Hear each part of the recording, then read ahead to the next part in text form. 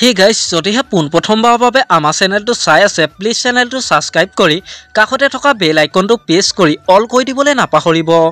লগতে এটা কথা কওঁ যে মোৰ আৰু এটা ইউটিউব চেনেল আছে, নামটো হৈছে দেৱাশিষ ব্লগ 20K। আপোনালোকে যদি চাব বিচাৰে ডেছক্ৰিপশ্যনৰ লিংক দিয়া আছে, এবাৰ গৈ চাই ল'ব। অসমৰ জনপ্ৰিয় অভিনেত্ৰী বৰ্ষানী বিষয়া বাৰু আপোনালোকৰ প্ৰিয়নে? মোক এটা কমেণ্ট কৰি জনাবচোন।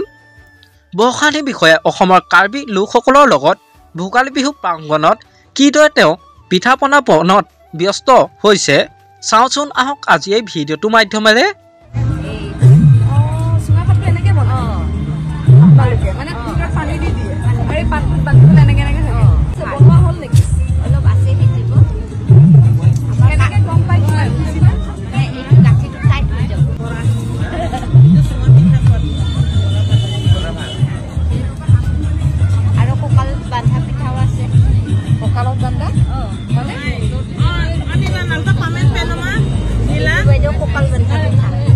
কঁকাল বান্ধা পিঠা কাৰ্বিসকলৰ আৰু এইটো গাঁঠিটোৰ অৰ্থ আছে বাইদেউ। কি অৰ্থ?